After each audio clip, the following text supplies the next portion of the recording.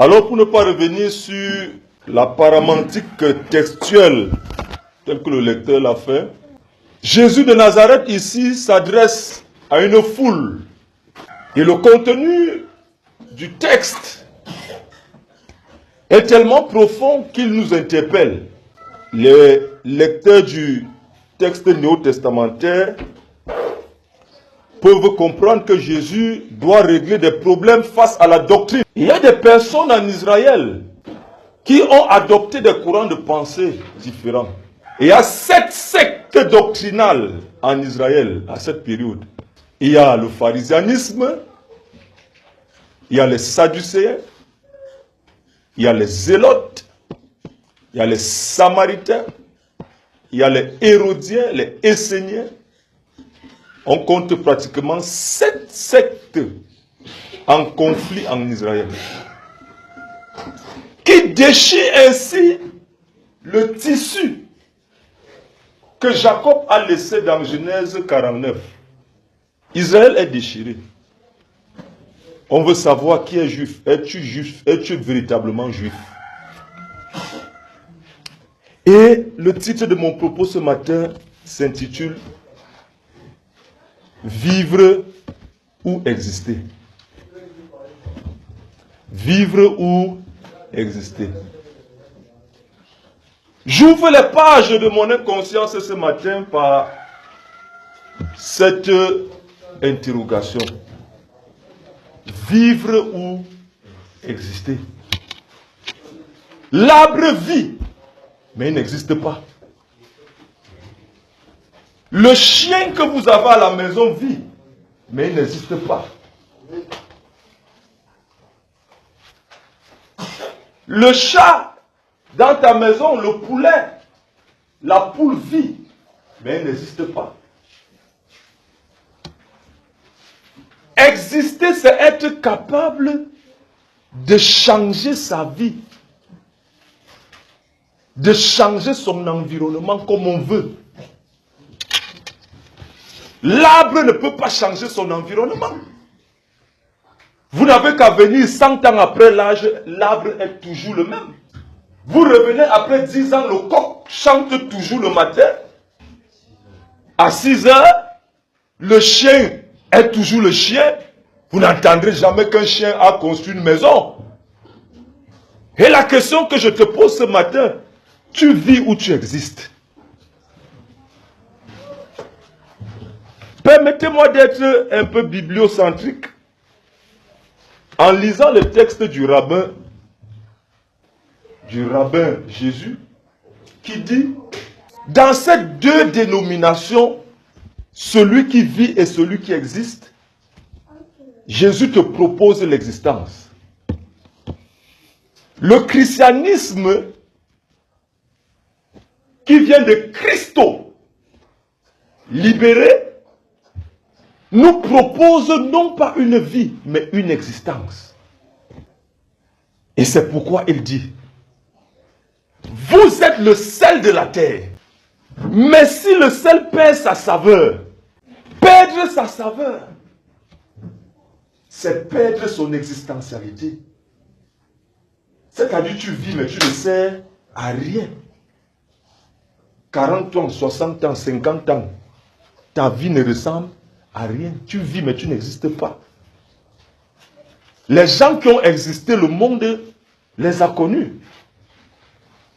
La vie, le monde fait de toi ce que tu es. Mais c'est à toi de changer ce que le monde a fait de toi. Un penseur du XVIIe siècle disait, si la vie te donne des citrons, fais-en une limonade. Si le sel perd sa saveur, avec quoi la lui rendra-t-on? Perdre sa saveur, c'est accepter d'entrer dans la léthargie, accepter de s'abandonner dans le défaitisme. Je suis fini Ça suffit. On n'avance plus. Ma vie est comme ça, c'est le fatalisme. Dans notre famille, on finit comme ça. Nous, chez nous, non, non, non, non, non. On finit comme ça. Nous, notre vie, c'est comme ça. Dieu avait déjà écrit que je serais pauvre. Donc, tout ce que je fais, je serai seulement pauvre. Dieu avait dit que je ne vais pas me marier. Donc, tout ce que je fais, je ne vais pas me marier. Parce que c'était déjà écrit. L'homme, le fataliste, c'est lui qui écrit. C'est lui qui pense comme ça. Un fataliste. La fatalité. Lui, il voit sa vie en fatal. Tout est noir. Il dit, vous êtes la lumière du monde. L'homme qui existe est le sel et il est la lumière. Ça veut dire que il est celui vers qui les autres vont en consultation. Le chrétien est le médecin de la civilisation. La cour suprême de tout ce qui est rectitude morale. Le médecin de la civilisation, c'est le chrétien. Vous êtes la lumière. Il a les caractéristiques de celui qui est la lumière. Vous êtes la lumière. Ça veut dire que si j'existe, je suis la lumière. Et qu'est-ce que la lumière? La lumière, c'est un ensemble de caractères, de caractéristiques qui te distinguent. Amen. Amen. Un homme qui a la lumière est subversif. Amen. Amen. Un homme qui a la lumière est subversif. C'est quelqu'un qui aime les choses droites. Dans le principe. On dit pour réussir, il faut 10 de moyenne. Tu as 10 de moyenne, tu réussis. Tu as 9 de moyenne, tu n'as pas réussi. Mais malheureusement, l'homme subversif va avoir tous les problèmes. Parce qu'il veut marcher dans la lumière. Est-ce que l'enfant a 10 de moyenne? Non. Il a combien de moyenne? Il a 9 de moyenne. Et puis vous entendez que, mais on peut encore faire comme ça pour lui pour que. Mais quand toi tu es à côté, quelle est ta réaction, toi qui portes la lumière? C'est pour ça que Dieu t'a amené là. Pour que tu éclaires les autres. L'homme qui a la lumière est subversif. C'est un homme du principe. Il n'est pas là pour faire plaisir aux gens. Il est là pour présenter la lumière du principe. Vous arrivez à la mairie. Vous avez signé les papiers. Vous avez les timbres. Après, on vous dit que pour chaque papier à signer, il faut 200. Les 200 là partent où? On dit que c'est l'argent, c'est la billet du maire. Et vous demandez que, est-ce que j'aurai le reçu des 200? On va vous chasser. On va vous chasser. Pourquoi? On va dire que vous êtes un rebelle. L'homme de la lumière est un révolutionnaire et non un révolté. Le révolté, c'est celui qui se dresse contre la loi dans le but de la détruire et de l'effacer. Mais le révolutionnaire, c'est celui qui contemple la loi et s'oppose dans le but de l'améliorer. Il n'est pas là pour effacer la loi, mais pour l'améliorer. C'est ça un révolutionnaire. Voilà les hommes qui existent, les hommes de lumière. Le révolutionnaire, malheureusement, n'est pas compris. Dans la société, dès que vous êtes un révolutionnaire, on se dit que il veut renverser celui qui est au pouvoir. Tentez de vous tenir en route, vous dites que je pense qu'on peut construire la route qui va comme ça, comme ça, comme ça. On va dire qu'il veut déjà la place. Pourquoi? Parce que l'opinion est de telle manière que toute idée révolutionnaire est mal acceptée. Alléluia. Amen. L'homme qui a la lumière est soumis. Amen. Il est comment? Soumis. Parce que la soumission est le critère même de la sagesse. Amen. Amen. Se soumettre, c'est s'incliner devant des valeurs qui nous élèvent. Est-ce que je me comprends? Je me fais comprendre? Amen. Se soumettre, c'est faire quoi? S'incliner devant les valeurs qui nous... C'est pourquoi on dit que femmes, soyez soumises à votre mari. Parce que son mari l'élève. Enfants, obéissez à vos parents. Parce que tes parents font quoi?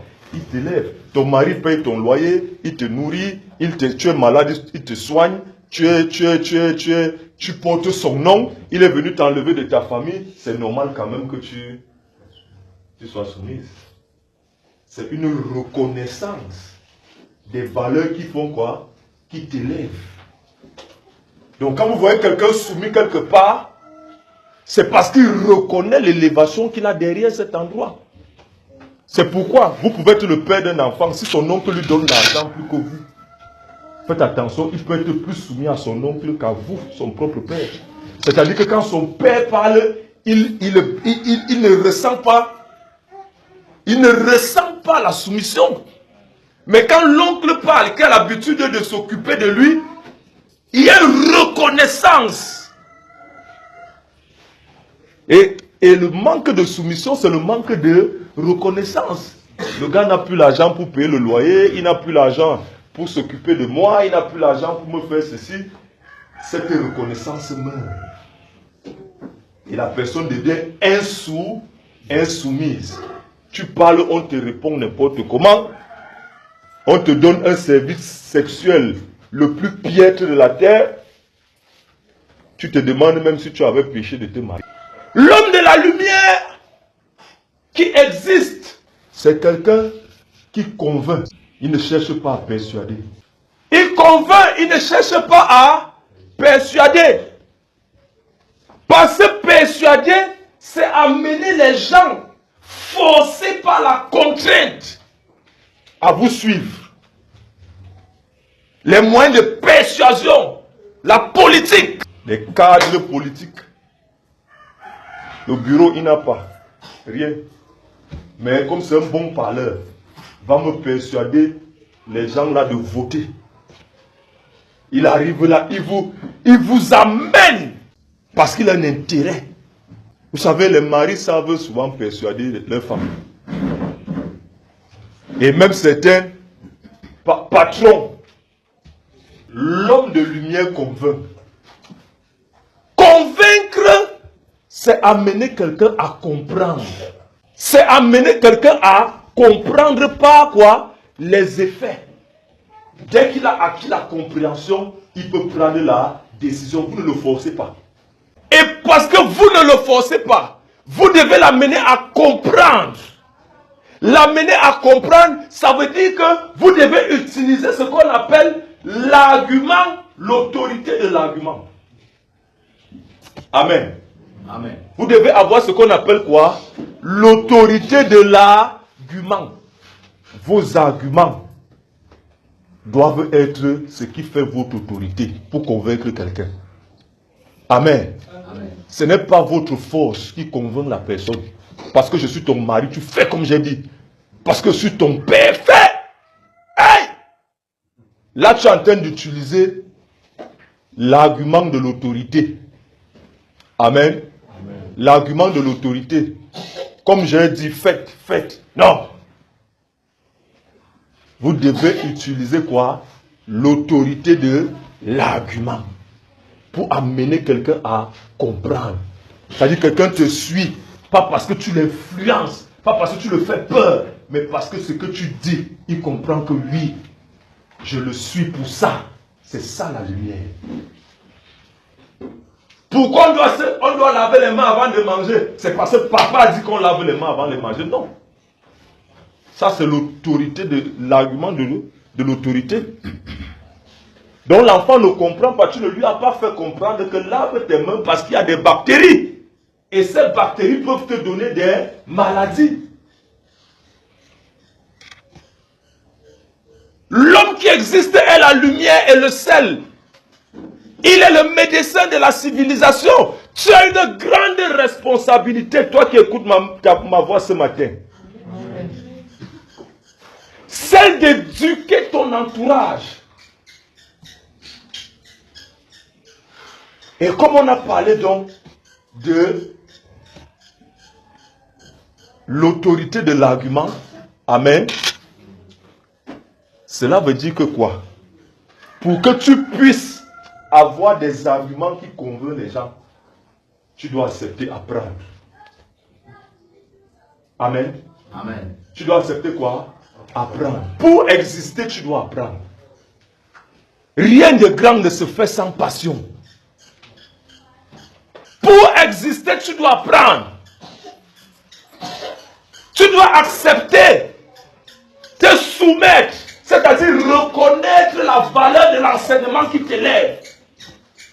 Tu dois accepter, transcender les barrières de tout ce qui t'empêche de t'élever au travers de l'apprentissage.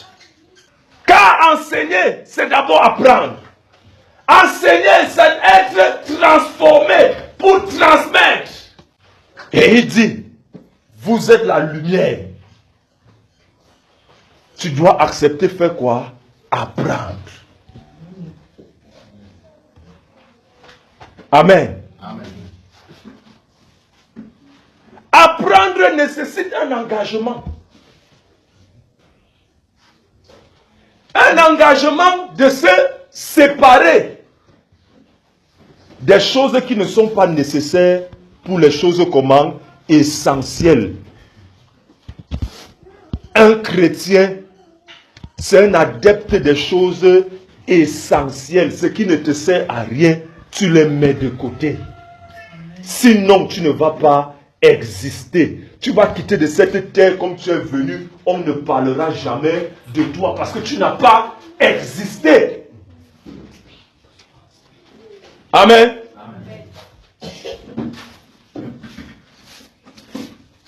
L'homme qui existera, c'est l'homme qui aura appliqué ces principes.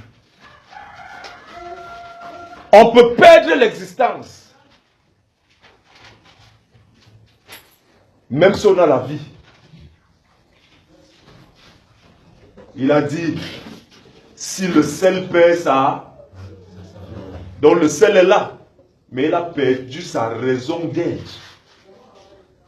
Si tu perds ta raison d'être, à quoi serviras-tu encore sur la terre?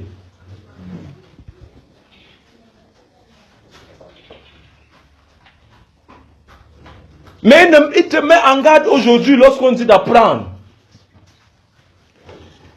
Apprendre nécessite un engagement. C'est vrai. Ce n'est pas mauvais. Mais il faut apprendre en demandant la sagesse à Dieu. Parce qu'il y a une différence entre le savoir et la sagesse. Amen. Amen. Le savoir, c'est l'accumulation des connaissances dans un domaine. Si tu fais la maçonnerie, tu as des connaissances en maçonnerie. Donc on dit que tu as le savoir-faire. Donc l'accumulation des connaissances, c'est ça le savoir. Maintenant la sagesse, c'est la compréhension des choses et savoir les rendre utiles dans ta vie. Donc, la sagesse se sert du savoir Le savoir sans la sagesse, c'est la folie. Amen. Amen. Vous êtes le sel de la terre. Vous êtes la lumière du monde. Vous êtes les médecins de la civilisation. Vous êtes le bras fort du Seigneur pour amener plusieurs à la lumière et à la connaissance. Le chrétien ne doit jamais se conformer à la situation, soit disant que tout le monde fait comme ça, moi aussi, je fais.